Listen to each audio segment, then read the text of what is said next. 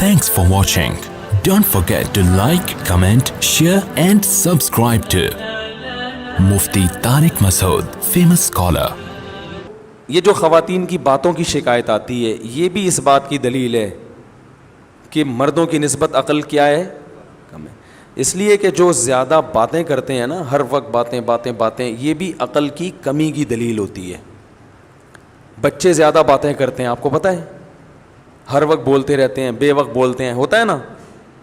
بچوں کو دیکھا. بہترین صدقہ جاریہ حاصل کرنے کے لیے اس ویڈیو کو شیئر کرنا مت بھولیں. جزاک اللہ. ہے نا، کچھ نہ صبح اٹھتے ہی کچھ نہ کچھ بولنا چاہیے.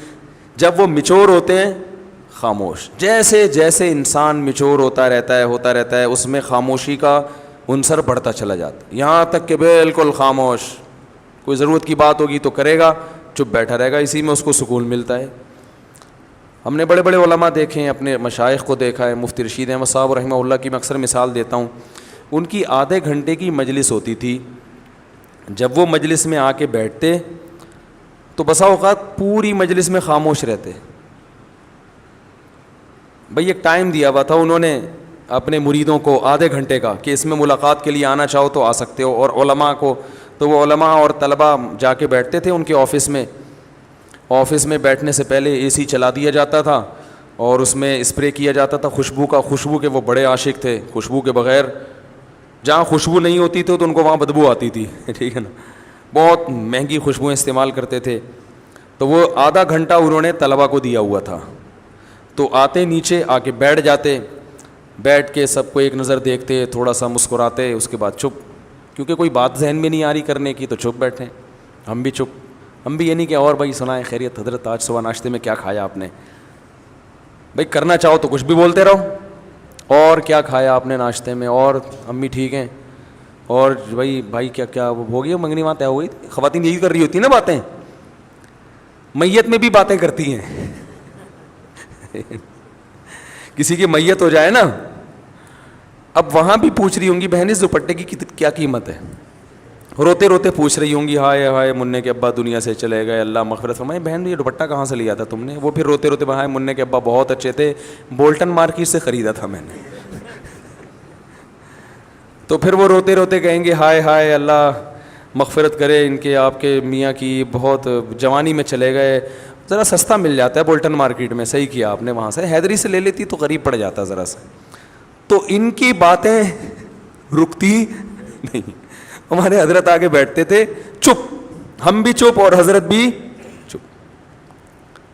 اس لیے کہ کوئی اہم بات آئی نہیں رہی. جب تک کوئی اہم نہیں ہے تو پوچھنی نہیں ہے. اب یہ کیا کہ آپ نے ناشتے میں کیا کھایا، فلانا کیا کھایا. یا تو دیکھو کوئی بیٹھا ہی گپ شپ کے لیے ہو. دوست احباب کی محفل بعض دفعہ ہوتی ہی گپ شپ کے لیے.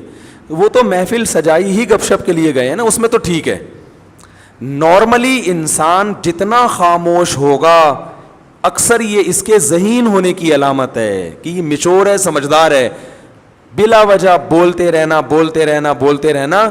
یہ اس کی علامت ہے کہ آپ کی عقل کامل نہیں ہے.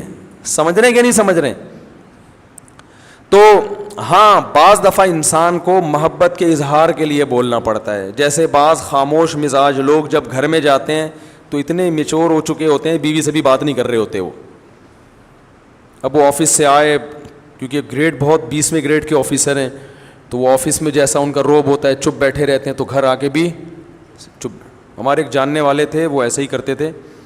ان کے بچے بھی ان سے بیزار آ گئے تھے اپنے ابا سے، بیگم بھی بیزار آ گئیں. وہ آفس سے گھر آتے، آٹومیٹک ان کا ایک سسٹم تھا نا روبوٹ کی طرح.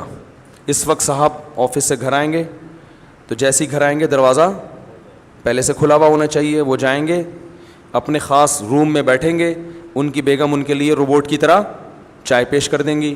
وہ چائے پئیں گے، بات کچھ نہیں، سلام دعا بھی نہیں کرتے تھے. وہ بیگم صاحبہ چائے پیش کریں گی، چائے پئیں گے، آرام کریں گے تھوڑی دیر. اس کے بعد اپنا جو بھی ورک ہے، کوئی فون پہ بات چیت کی اور پھر ٹائم پہ اپنا سو گئے، صبح اٹھے چلے گئے. اچھا بچوں کے ساتھ آتے ہی بچوں کو تھوڑی سی جیب خرچی دے دی، چپ، باتیں نہیں، چپ، جیب خرچی پکڑائی نکل لیے. تو یہ تکبر ہے.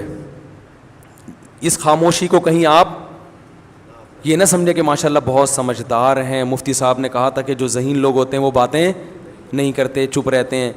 تو بھائی جہاں بولنے کا موقع ہو وہاں بولنا چاہیے. اللہ میرے والد صاحب کی مغفرت کرے. ہمیں والد صاحب کے انتقال پہ اتنا افسوس ہوا, گھر کی رونق ختم ہو گئی, کیونکہ جب وہ آتے تھے بات چیت کرتے تھے. لطیفے جو میں اکثر بیان میں سناتا ہوں والد صاحب سے سنے ہوئے ہم نے. تو گھر میں جب آپ جائیں تو بیوی بچوں کے ساتھ گپ شپ لگائیں. یہ گپ شپ محبت کے اظہار کے لیے ہوتی ہے, اس میں کوئی وجہ نہیں ہوتی. ویسے جب بات چیت کریں نا تو آفس میں ریزرو رہا کریں, بلا وجہ بات چیت چپ کر کے بیٹھو بھائی, یہاں کام کی بات ہے تو کرو, نہیں تو پتلی گلی سے نکلو.